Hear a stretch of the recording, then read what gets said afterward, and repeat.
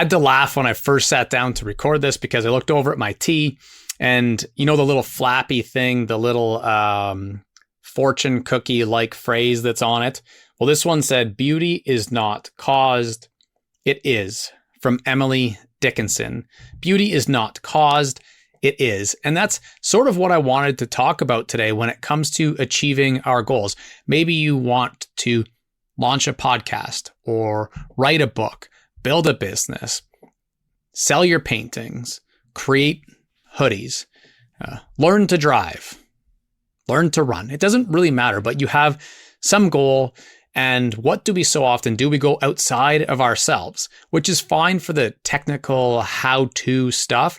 Like 20% of the time, that's okay. But for the most part, all of this stuff comes from within. And this is actually a little bit of a sneak peek to an upcoming episode because I had the opportunity to interview Frank, aka Virtual Grandad, who's just a special person, and that episode will always hold a special place in my heart because he has millions and millions of followers now across social media, but that's really not what his purpose was, not what he set out to do. What he set out to do was just share his music with the world or with nobody, because he shared that he was fully ready to not have anybody listen. And I asked him, well, then why share? Because there's that interesting thing. So many people that I know or that I talk to on a daily basis, they actually do want to succeed on social media. They want to have something go viral. They want the millions of followers. But Frank just wanted to post his music. He said the reason he wanted to post his music was so that he could hear it back, because he didn't really know what it sounded like in his living room where he was recording. And he also was curious about what's this whole posting thing.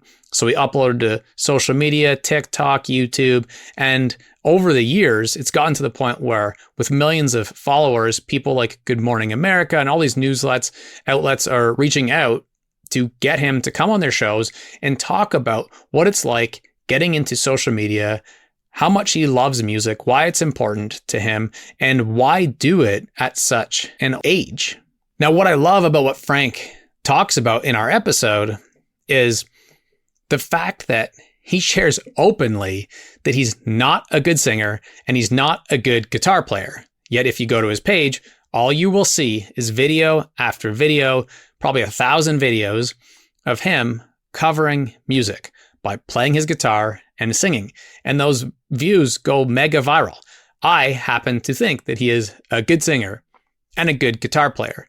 But what he means by that is that he's not special as it relates to anyone else. If you want to pick up a guitar and learn it for yourself, he is not someone who's advanced with music. And when it comes to singing, of course, some people may jive with the vibe that he has and his sort of style when it comes to his music, but it's not going to be for maybe 90% of the people out there. Like he said, he knows he has a lot of fans. He knows people listens to his music, obviously, but there are a lot of people who don't, and that's okay. You just make your stuff because it's important to you, and it will find an audience, especially as you continue to get better and better at it. Of course, the first couple times he recorded a song, the first couple times he tried to learn chords on the guitar, it didn't go so well. But as soon as he could complete a song, he started sharing those songs. And that message is what is truly beautiful, because that's stealing like an artist.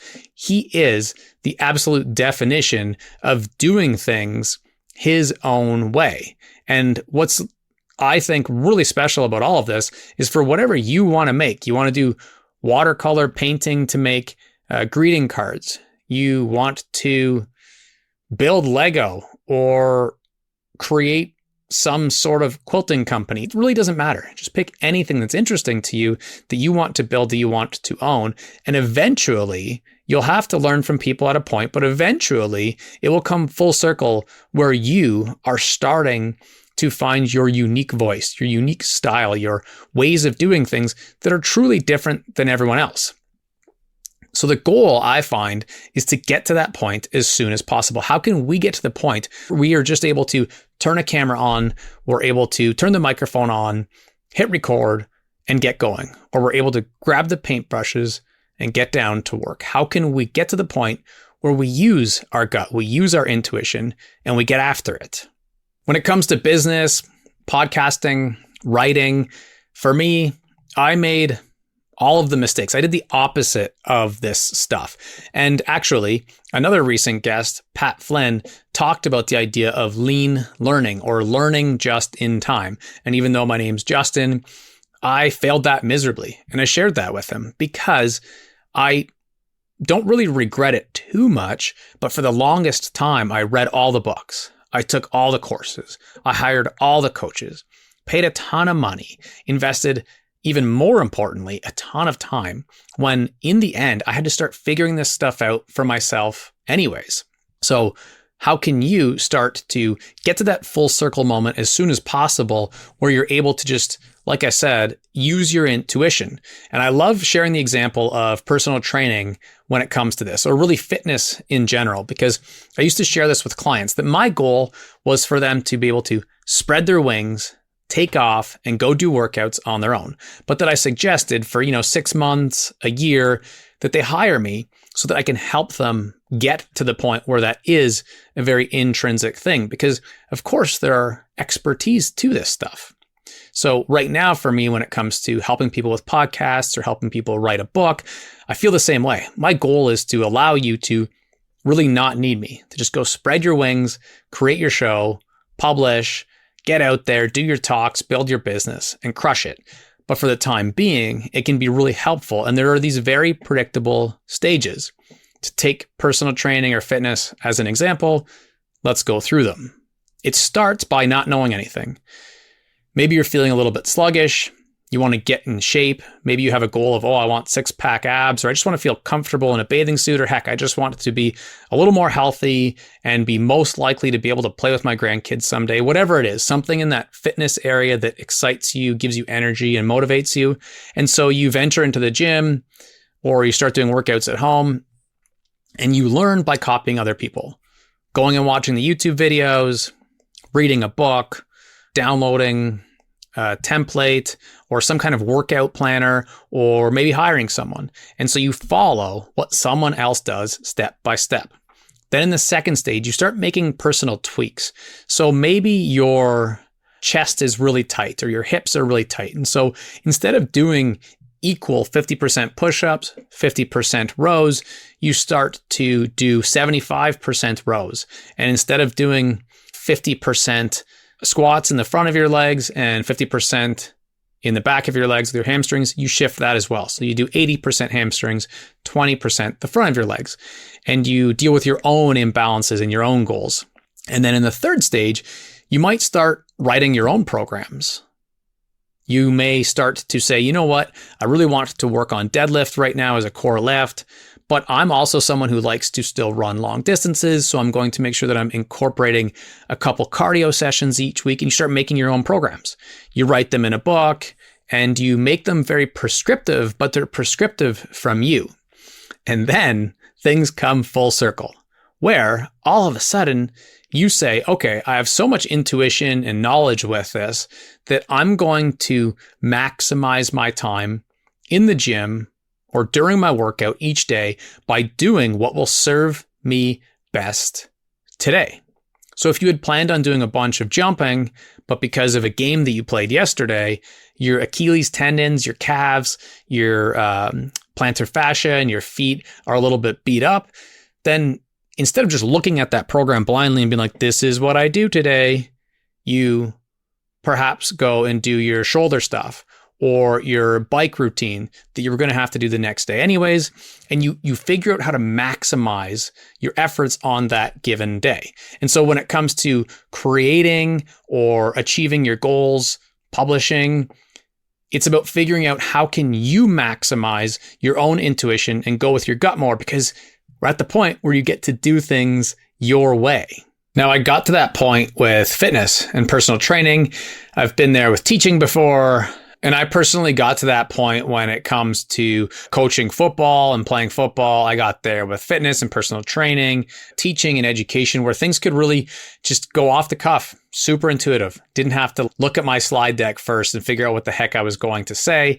And now I feel like in terms of being able to achieve intrinsic goals for myself, in terms of my own expertise, sitting down with someone to plan out their podcast, to plan out their book or their personal brand, or how their big dream gets connected to the school or the job or the career. Like planning things out from a life design perspective is something that I feel like I could hop on a call for 20 minutes to an hour with anyone and really change their life.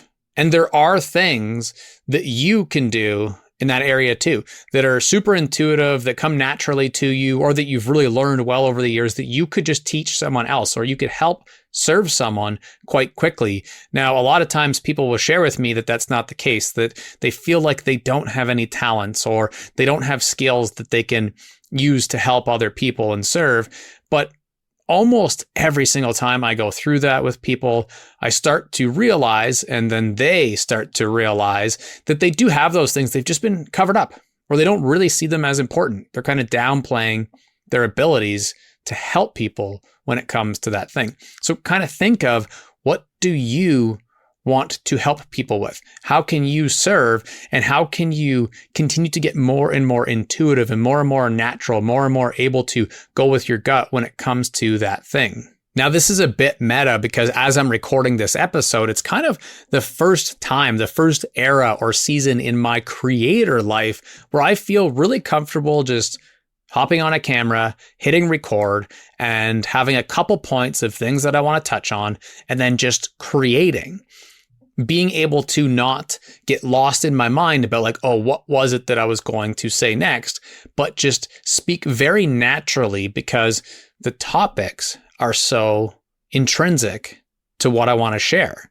And in the past, up until this point, I would really go around looking for blueprints, looking at other creators, other people who give talks or tell stories or teach online, and say, well, what are they doing well? And how can I do that better? But now it's that I just create what I want to create when I want to create. It's a pretty beautiful spot to get to. And I like to share that it's really as unique as your DNA. When it seems like it's overwhelming to just go with your gut and intuition and just make stuff and ship it, it seems overwhelming at first, but it's going to get to that point where it's very freeing, because how simple is that? When it comes to this idea of having a niche or knowing what to talk about, it's like, well, what the heck do you want to talk about? You will get to that point, and that's just such an exciting place to get to. And I want you to get there as soon as possible. Now, I love giving shout outs to fellow creators, and we need look no further than Gooby and Doobie when it comes to this notion of just being yourself, just being able to get to a place where you have peace in mind and heart to be able to just say the things that you want to say. And their first mega viral video that has like 40 or 80 million views now or whatever it is, was just a true special example of speaking from the heart and pushing send. It's someone that I would love to interview someday to talk about what it means to be a creator, what it means to build your own publishing business and ship content and share your own anecdotes and messages with the world, and that whole learning journey for him, because I'm sure there's a lot of backstory about how he got comfortable doing so. I'm sure it wasn't an overnight thing, and it won't be for you. It certainly isn't for me.